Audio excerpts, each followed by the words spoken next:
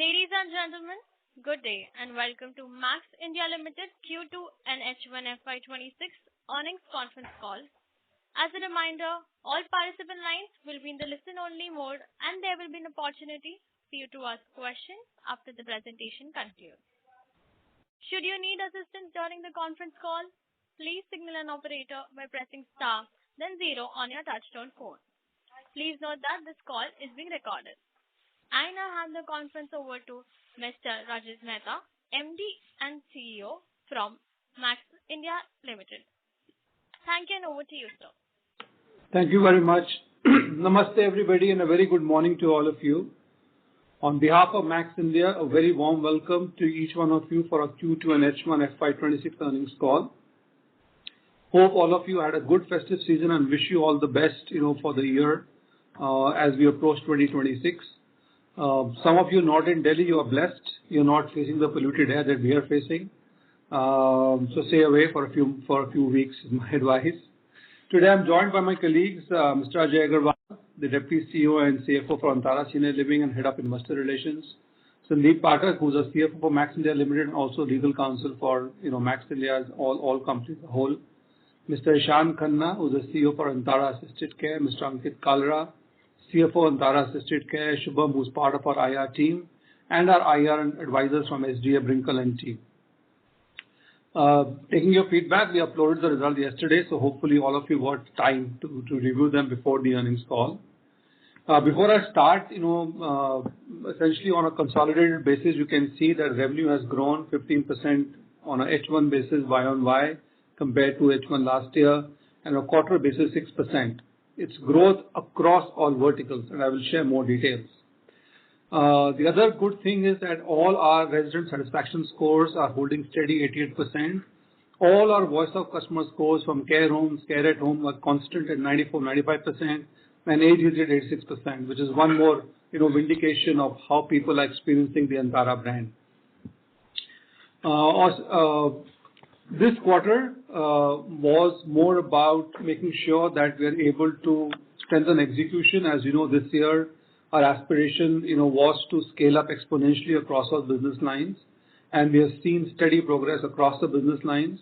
We have laid down the strong foundation on infrastructure capabilities, particularly emphasizing on driving utilization, improving margins, deepening customer engagement, and strengthening our ecosystem across the three verticals. On the regulatory environment ecosystem front, we have remained quite active in shaping industry standards and policy for our senior care in India, working with bodies like Niti Aayog. In Q2 H1, we received the Early Adopters Award from NABH for care homes. As you know, we have been involved with NABH in looking at the standards for care homes. Also, we received recognition from HQ2S on driving quality culture and products in business. And Dehradun community continues to hold the ASLI Certificate of Excellence audited by Grant Thornton. These credentials are not just badges, but actually reflect our ongoing commitment to compliance, quality and leadership in India's evolving senior care ecosystem. As informed earlier, the rights issue of 124.23 crores was concluded. It was oversubscribed. Thank you very much for your support. 100 crores is supposed to be utilized for Antara Assisted Care, and 21 for general expenses and 3 for the rights issue expenses. We have so far utilized against the 100 crores allocated to Antara Assisted Care about 34 crores as of September 25. With the success of the rights issue and based on the feedback we received from some of you, we also raised 80 crores through a preferential issue of convertible warrants. Half of the proceeds, the partial payment 40 crores is already been received, and the rest will come next year. This will primarily be used for residents vertical for existing as well as future projects. This ensures that we are well funded, for our future growth. We remain committed to deploying these funds quite prudently with clear focus on returns, scalability, and long-term shareholder value creation. As of September 30th, 2025, our treasury assets sit at 310 crores with a consolidated net worth of 467 crores. Coming down to the verticals now on residences for seniors. Our Gurugram intergenerational project 360 is fully sold out. Collections are strong at ITD INR 332 crores with a collection efficiency of an all-time high 99%. As a result, Antara has earned a management fee of INR 27 crores so far and till September 25, out of which 8 crores have accrued in the current financial year. With the success of, Estate 360 and the overwhelming response we got from customers, we were encouraged to partner in one more project with Max Estates in the same, campus. That's called E361. That gives us approximately 1.04 million square feet, about 360 units. The project will be launched in 2 phases. Launch of the first phase expected in December 25. The RERA has been filed and we should get the RERA approvals and therefore launch in mid-December 25. As regards Chandigarh, there's been a setback due to the geopolitical situation in India. The government has reviewed all height clearances for projects which were within 20 kilometers radius of all important airports. Our project was 20.1 from the Chandigarh airport, so that is, is still not cleared. We are working with the partner to see what else can be done. So no issue in the partnership, but it's the regulatory constraint, unfortunately, given the geopolitical situation. But we have started to then look out for other opportunities in Chandigarh, despite the fact we've not yet received a rejection, but still we want to keep our options open and also pursuing now opportunities in Bangalore and in the south. At Dehradun, our operations remain cash surplus and profitable with a revenue earned of INR 6.2 crores for the quarter. On Noida, Sector 150, our OC is still pending. Let me give an update on that as well. So the matter is lying with the Supreme Court. Our hearing is on the 18th. The Noida Authority in the last hearing has presented 3 categories in Sector 150 and 78, 79, which they want to resolve. We fall in Category 2. The Category 1 hearing was done some time back, and we think there'll be some favorable orders, but we haven't got those orders as yet. Our hearing is on 18th, and we are hopeful, given the favorable, order that Godrej got in the same sector, we should be able to procure the same. So let's see. We are waiting. We've already paid amounts to Noida Authority. All dues have been paid. We've already constructed our responsive obligation of the sports city in proportion. So we're just waiting for the Supreme Court to, help us in this matter. The project is, by the way, all ready for possession. You must have seen the photographs in the investor deck. Thankfully, the sales price in the state sector has improved significantly, and we are confident once we receive the approval for the OC and Phase 2, the IRRs will only improve. We remain committed to develop 1.5 million square feet. This is every year. That's our objective, and we will do that. On assisted care services, about 490 beds, in place now, out of which 340 are operational. 150 beds in Chennai, ECR, and Bangalore will be operational by month end. Occupancy, importantly, has improved sequentially from 20% in Q1 FY26 to 25% in Q2 FY26, which signals the signs of acceptance of the concept and steady growth.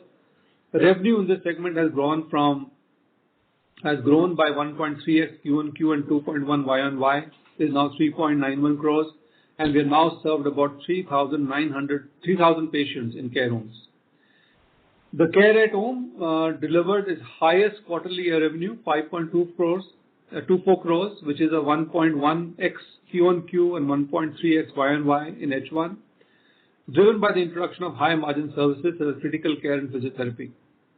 While margins in Delhi NCR have remained stable, in Bengaluru, care homes have started giving positive contribution margin, improving from -6 to +6, and Chennai also has shown a positive improvement from 1 to 5% in the care at home business. Such results give us confidence the model is working as per plan. Now it is for us to keep on executing. The patient volume in H1 crossed 6,300 for care at home. On AGZ, so far we have served about 5 lakh customers since inception, about 50,000 repeat customers. AGZ, achieved a net revenue of INR 20.9 crores. So we're now already at a monthly run rate of 7 to 8 crores already, marking a 1.5x growth Q-on-Q. The H1 revenue now stands at 35 crores, which is about 3.3 times same period last year. We have had a 2.4 times Q-on-Q growth on the offline sales of AGZ products. If you recall, we had said we will now phase out all third-party products, only sell Tara label products. So that channel also has taken off now. We now have approximately 85 products with 180 SKUs. We already filed 4 patents in AGZ for knee, for diaper and nebulizer. For all our top selling 10, top sellers, we will now introduce slowly interventions to customize them and create a moat around those products. Our ROAS improved to 2, marking a growth of 1.1x Q-on-Q and 1.3x Y-on-Y, signifying higher marketing efficiency and improved conversion. We launched 14 products in H1 FY26. 84% of them have a 4+ rating, and 64% deliver a gross margin of over 50%. 40% of our sourcing now, is from China, which further improves the GM, the gross margin. We also did some celebrity partnerships, as you know, with Anupam Kher, which improved our conversion rate, our click-through rate on Google. Flipkart now contributes about 12 to 13% of our marketplace sales, which is a much higher ROAS, so we are glad on that, and conversion rose to 7.5%.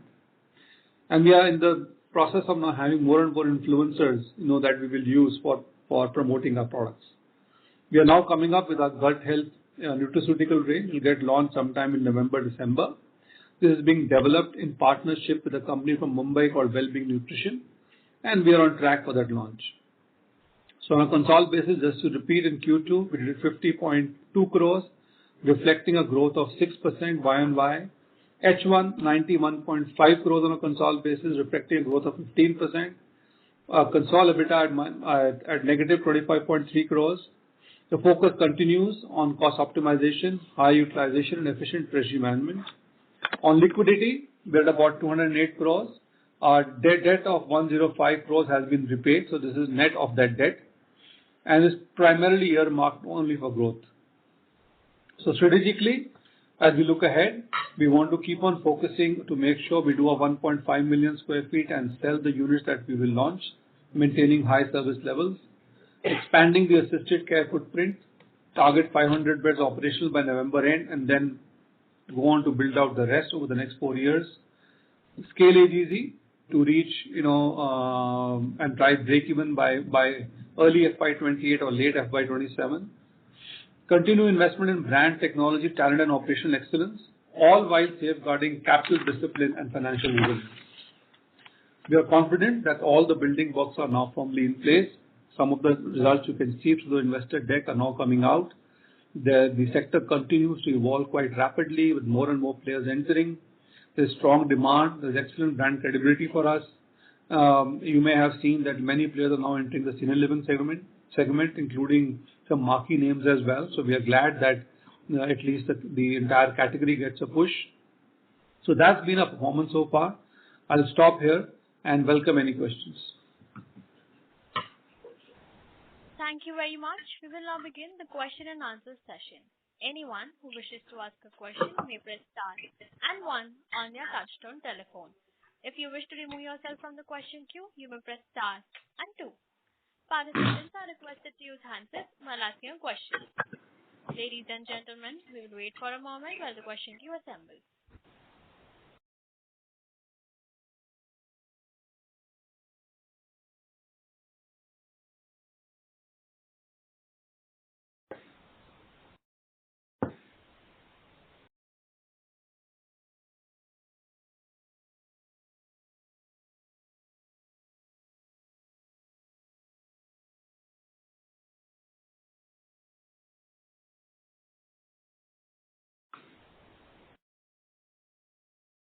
The first question is from the line of Harsh from Ionis Alpha. Hey, Rajat and team. Yeah, Hi, Harsh, how are you? All good, all good. So, couple of questions from my end. On the care homes and AGZ bit, excellent numbers. Just wanted to understand what drove the revenue growth out there. And especially in the care homes bit, how do we see the occupancy levels, going forward, given that, last 2 quarters we have seen a sharp uptick out there? Yeah. So I think to answer both your questions, I'll ask Ishan to add, but on care homes, you'll find that as the model matures, the occupancy goes up and more beds have come in. So this occupancy will only go up because there is no care home as yet which is on maturity. So this trend we will see for the next 2 or 3 quarters at least of occupancy going up. A lot depends on how we are able to look at our digital customer acquisition journey and our partnership with hospital and doctors. So we don't see a trend of the occupancy going down. Temporarily, there could be a weather, or a seasonal shift that happens sometimes, in healthcare. But apart from that, we see it going up. On AGZ, as I said, we've already hit a steady, rate of about, 6.5, 7.5 crores. And we are pushing all buttons more on efficiency and health metrics now, so that we're able to then, reach the profitability we expect in late FY27. So that's my answer, but Ishan can embellish more on this. Hi, Harsh. So the occupancy has moved 20 to 25% quarter on quarter. And like Rajat mentioned, there are lots of tailwinds we have now. One of them is also the new beds getting added. There are 2 properties which will go live this month, both one in Bangalore and in Chennai. So that's going to add to the tailwinds. Besides the digital customer acquisition piece through digital marketing, where we see a lot of opportunity and some green shoots in the last quarter, we're also working very strongly on long-term hospital partnerships, which we feel can help in the steady increase in occupancy. We've also done a few internal structural changes in building a sharper focus on sales teams around care homes, and we've seen some green shoots on that as well. On AGZ, it's frankly all the 3 channels, marketplaces, our own website, D2C and offline, which are fortunately delivering good results. We had reported last time that due to a meta issue, our D2C channel had taken a back seat. So a lot of those issues are now behind us, and we see strong revenue growth there as well. And like Rajat mentioned, on offline, the focus shift to selling only AGZ products. We are building and focusing on expanding our distribution network through distributor partnerships. And we have now 60 distributor partnerships and presence of AGZ products around 600 retailers/chemist touchpoints across North India, and now expanding into South. Understood. Just a couple of follow-up questions on care homes. Is it possible to break up between the occupancy between long-term and short-term beds? And on 361, when we say that, we plan to launch it in December, does that mean that we start collecting the upfront booking fees from that month itself? On care homes, first on occupancy, yes, Harsh, we do track occupancy individually for each care home. And the most mature care home right now, which is the Memory Care, is closer to 50% occupancy. And the newest one, which we have, that is Sector 24, is closer to 20-25% occupancy. So we do track them individually. I can tell you that.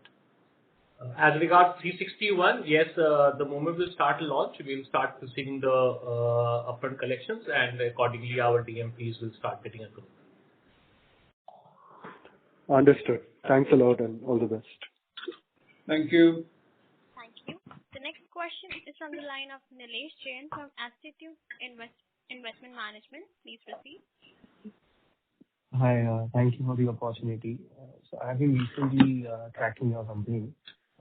Wanted to understand on care home side, if you can please explain me the unit economics.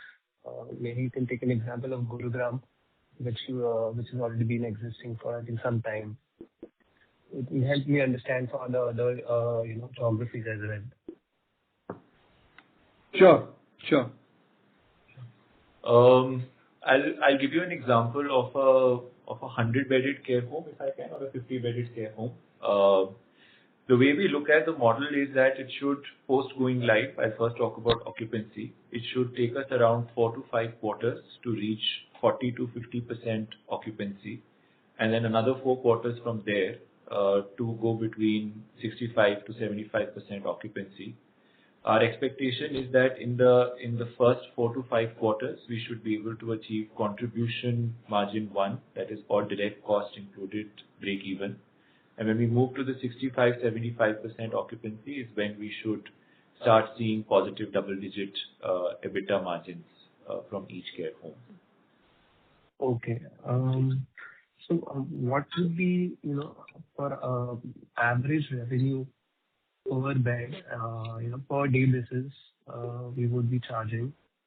Our ARPOBs are somewhere between around 6,000 to 6,500. And if you annualize this, we expect that each bed in a care home should give us between 20 to 22 lakhs annually. ARPOB is average revenue per occupied bed, just to clarify. And this you're seeing at 22 lakhs at full occupancy? No, this is per bed. At an individual bed basis. A bed going live should give me, on occupancy, 20 to 22 lakh rupees annually. Okay. So, in terms of cost, what all costs would be sitting below, if you can help me understand the expenses, which would be the major ones? The Yeah. two key expenses are rent and manpower. Rent is around property to property will vary between 15 to 18%. Manpower would be around 25%, and then food, utility, others would be again around 20-25%, and hence our contribution one of 32% at a steady state occupancy gets achieved. Okay. Sure. That helps. In terms of your other geographies like Bangalore and Chennai, how has been the trend you are seeing in terms of your revenue per bed? Is it similar to what it has been at Gurugram, or it's comparatively higher? It is higher, also because the concept of care homes is more mature in the southern markets. Right. Also, we do transition care, which is we provide critical care support more in Bangalore, and we've hence seen, and by nature, the average revenue per occupied bed is higher for transition care patients. So we see an ARPOB of close to around 7 to 8,000 for transition care patients. There's also an element of TPA, which is available to residents that come in for critical care support, which also helps augmenting the ARPOB further. Sure. So in terms of occupancy right now, just to understand the patient scenario, what all cases, people would actually recommend to, stay at care homes, and where is the traction you are seeing? So there are multiple use cases. Broadly, I will tell you three, and then maybe we could go deeper. The three products that we have under care homes are first assisted living. Assisted living is when seniors who require assistance in activities of daily life but are not really suffering from a specific acute condition but just need to be taken care of because either they are living alone or don't have help and children living separately. They move in and they are normally long term because they need help in bathing, moving around, just taking care of themselves, and that falls under the assisted living category. The second is the transition care, which comes from hospitals and doctor referrals because they are pre or post-operative care with slightly shorter ALOS of around 30 to 40 days. They would come because either they would have had a knee replacement or there has been a cardiac incident, they need care after that, or a neurological episode, again they need care after admission in hospital. And the third product we have is memory care, for which we have one property in Gurgaon, where we have seniors who are suffering from conditions such as dementia that move in. Again, we see longer ALOS there. Average length of stay is longer. Okay. And lastly, on care home side, before I move to the other part, just wanted to understand how do you calculate occupied bed days and available bed days? How do we? Okay. So available bed days is the number of beds that have gone live multiplied by the number of months. That gives us the available bed days. And on top of that, the beds that are occupied gives us the numerator. Okay. So the number we show in presentation is on monthly basis or on quarterly for the 3 months cumulative? The number which we have reported in presentation, 6,765 occupied bed days. That's for the quarter. That's for the quarter. Okay. Yeah. Just moving on to care at home. Just wanted to understand here, how is the pricing? Is it on per day basis, or is it on monthly basis? How is the contract here usually if a Our customer prices wants to? are Yeah. published on a per day basis. Okay. But depending on potentially how, because every case that we take, we get a medical or a clinical assessment done ahead of that. And Okay. and each service is a different price. So if you have physiotherapy, nursing care, GDA, critical care, they're all priced differently. Our prices are normally published, like again, I'm saying on a per day basis. But on the assessment, if there is any long-term support that we feel that's required, we also build packages. Okay. Okay. So, here, just wanted to understand the unit economics as well. There's no unit economics at a care at home level. It's as a business, because these are all service businesses. Right. So at this point in time, we are at a 20% contribution margin in Delhi and Okay. 6% in Bangalore and similar in Chennai. So it's a CM1, at this point of time. So that works as a business, not as a unit. And largely the largest cost here, which is manpower, because this is a Manpower, right. Yeah. So Okay. that's probably all. So, all these manpower will Sorry be to on point our to payroll, interrupt, right? Mr. Nilesh. Okay. May we Okay, I'll request join you back to in join queue. the Yes. question? Thank you so Thank much. The next question, before we take the next question, we would like to remind participants that you may press star and one to ask a question. The next question is on the line of Shivam, an investor. Please proceed. Hi, sir. I have two questions. First, on the resident side, we were targeting approximately 1.5 lakh square feet every year, and I feel like we are lagging behind. So, how we are approaching this? And second is, we are very small in the care at home. Still, we are growing at around 20%. So, is this below our targets or it's as per our expectations? Thank you. So residences, yeah, you are right. Because of the Chandigarh, we are lagging now. So if you say 1.5 million for 2 years should be 3. So we have 0.75 of Estate 360, 1.1 approximately for Estate 361, and zero point 0.4 of Noida Phase 2. So had this 1.1, which was absolutely ready for signing, and we are actually engaged, a lot of consultants. We have actually cleaned the site, etc. also. So this was very much above 3. So yes, I agree. This has been a setback for this quarter, but we are very aggressively working, as Rajat sir mentioned in his speech, for alternatives, and also we have opened another geography so that we don't lose sight of this 1.5 million square feet, and we are confident that we'll be able to recoup this fast.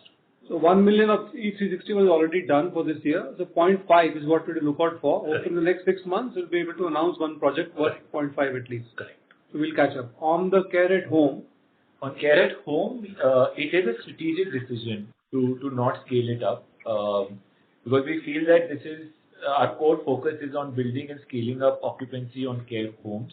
Care at home for us is supplementary to that, and we have consciously taken an effort to not scale it up beyond that as an independent unit. The focus, as you see also in the results, is on improving the margins and making this business fully profitable.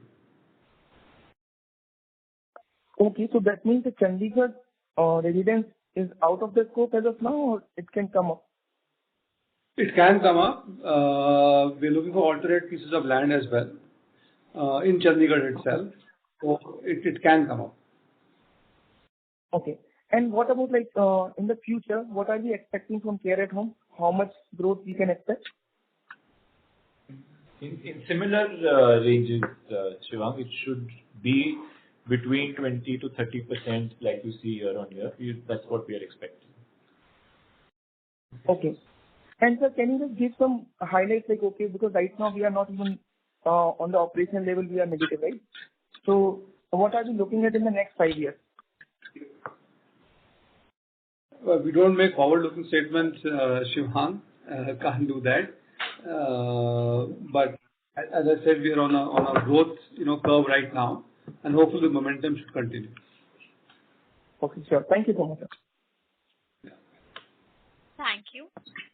Before we take the next question, we would like to remind participants that you may press star and one to ask a question. The next question is from the line of Ankit Dharamshi from RNM Capital Trust. Please proceed. Hi, everyone. Good morning, and thanks for the opportunity. So my question is regarding the return on ad spend. I think we have done a significant improvement over there, and our exit rate is 2.9. So I would like to know how much is this sustainable, and what is the headroom available further to drive it? And the second question is, what are the other channels? I mean, currently, the marketing spend that we have done with Hiten Tejwani and Anupam Kher, it was mostly focused on social media like YouTube and all. But I don't see too much traction over there because the number of views are quite still low. So what is our broader strategy to ensure that we are able to scale up our reach and optimally further scale up our ROS? Yeah, so that's what I want. Thank you. Okay. Hi. So the return on advertising spend that we've achieved till now is only further going to improve because while we have achieved a ROAS of 2, there is a lot of opportunity of improving it both on our D2C or our own website sales as well as on marketplaces. The way we continuously do that is refining our marketing strategies and choosing for efficient channels. And there are multiple open channels. On marketplaces, we do marketing on marketplaces such as Amazon and Flipkart, and we do off-platform. For our website sales, we do through Google, Meta, and through affiliates and partnerships such as GPay, Cred. So there are multiple channels, Ankit, that are open through which we acquire customers. And as this business matures, we have more and more learning and understanding of what is working for us. Just a case in point, if I just look at our exit numbers of Q2, we were close to 4 of ROAS on marketplaces and a very healthy growth on D2C as well. So I can assure you that this will only improve further. Even initiatives such as the celebrity endorsements that you spoke of, for us were not only intended towards reach and engagement on social media, but the impact it was having on business. And as Rajit mentioned earlier, we saw significant improvement of that on the conversions, both on the website as well as marketplaces, which almost increased between 1.5% to 2%. So we keep reviewing our marketing strategies almost on a weekly basis because there's a lot of data that we get from all channels and we keep refining it. So it's only going to improve further. The numbers that you see will sustainably increase. Okay, thanks for the comprehensive answer. Just one follow-up question. Does quick commerce fit into our strategy? And is there any... Quick commerce. You're talking about quick commerce? Yeah, I'm talking about quick commerce as a channel. Yes, quick commerce, there are products within our portfolio that do fit into quick commerce. We have consciously stayed away from quick commerce yet because we felt that we wanted to achieve, as you mentioned, your first part of the question, ROAS efficiency on the existing channels. Because currently quick commerce platforms, they bleed a lot. So we feel that we want to achieve maturity and scale on the other e-commerce channels before we start exploring quick commerce, but it is clearly on our radar. We will go there very soon. Okay, got it. Thank you. Thank you. Before we take the next question, participants who wish to ask a question may press star and 1 now. The next question is from the line of Abhijit Maheshwari from AM Capital. Please proceed. Hi sir, thanks for the opportunity. I'm new to the company but just wanted to understand that you alluded to this 25 crore rupees EBITDA burn. Is it possible to give you the breakup in terms of what is the EBITDA burn in all the 3 businesses, this care homes, care at homes and products? Give us a second. Entity was the same, but so we have a breakup of the residences and the Antara Assisted Care as the entity as a whole. So EBITDA is Antara Residences EBITDA positive for the half year of around 1 crore, and Antara Assisted Care is a negative EBITDA of 43. Balance. Yes, I understand. I mean, that's there in what you publish. But is it possible to give the breakup in terms of care homes and products? What is the kind of EBITDA burn that we are having?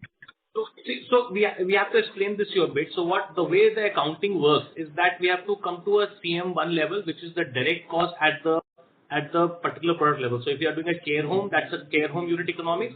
Then when you do a AGG, that's a product economics. From there, you come to a CM2 level where there is a cost which is direct in nature but not directly direct, which is the marketing expenditure, etc. And then there is a corporate cost which comes in, the infra cost, which is divided into all. So we have actually not bifurcated these EBITDA numbers on the three businesses. The CMs can be drawn at the three businesses, but ultimately from the CMs, when we debit the HO cost, etc., the consolidated EBITDA for that particular business is derived. Can you give an idea? Got it. But let's give you an idea. Just hang on. Let's give you an idea of what the numbers could be. Sure. So just to give you an idea of the overall EBITDA loss for Antara Assisted Care, approximately 50% of that would be for services and the balance 50% for products. When I say services, it includes care home and at home, both.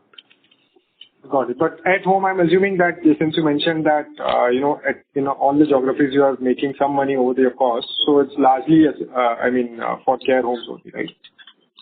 Yeah, between that, if you would want to split that between care homes and at home, then approximately 70-75% would be for care homes. That's right. Got it. That's really helpful. Second is a bit bookkeeping question. So, see, when I add up the total revenue of all the segments which you report in your presentation, the total comes up to somewhere close to 30 crores. But when I look at the number in your audited financial, that is around 27 crores. So just wanted to understand that what am I missing here? This is the eliminations. The intercompany eliminations are there. So that is the impact. There is the interest cost which is income shown as the income at the Max India level on a standalone. But when we consolidate it, because it is coming from a subsidiary, then it has got eliminated. Got it. Thank you so much, sir. Thank you so much. Okay. Thank you. Participants who wish to ask a question may press star and 1 on their touchtone telephone. The next question is on the line of Shiva, an investor. Please proceed. Sir, basically, how much contribution margin we are making in the AGV business in the exit of the September 2025? Yeah. The exit of September, the number for AGG as a whole was 16%. 16%? 16. Okay. Perfect. And so what is our medium-term expectation from our side, like whatever the target we have set internally? On CM1, you mean? I just want to clarify one thing. For the quarter, it was 16%. September exit was 23%. Yeah, that's what I was expecting because we have a ROAS is much better, 2.9 in the September. Right. Yeah. Yeah, perfect. And I'm just asking, like, okay, on the medium term, what are internal targets? Like, okay, what is our ambition? Like, okay, we have to reach to this point as an overall business. So, Shiva, again, you're asking me to make forward-looking statements. My humble request is we don't do that. We obviously want to make sure, as I said, that by late FY27, AGC breaks even. So you can then, compute backward what the CM and CM2 will be. Okay, understood. Thank you, sir. Thank you. Participants who wish to ask a question may press star and 1 now. As there are no further questions from the participants, I now hand the conference over to the management for the closing comments. Thank you. Thank you, everybody. Really appreciate the questions. Help us, project the business better. In summary, as I said, Q2 and H1 FY26 reflect a very pivotal period. The scale-up was indeed exponential for this year, but we are glad that all the transition we had wanted, execution, foundation setting for scale has been done. We are evolving from a nascent stage business into a more predictable, more scalable, more resilient business. Still lots of work to be done. We are certainly not claiming victory right now, but I think the signs are quite encouraging. The team has done a fabulous job. and hopefully next quarter we should be able to report, more on the progress. Thank you once again for your trust, for your confidence, for your questions, for your continued partnership. Have a great, year ending as well. Thank you. Thank you. On behalf of Max India Limited, that concludes this conference. Thank you for joining us, and you may now disconnect your line.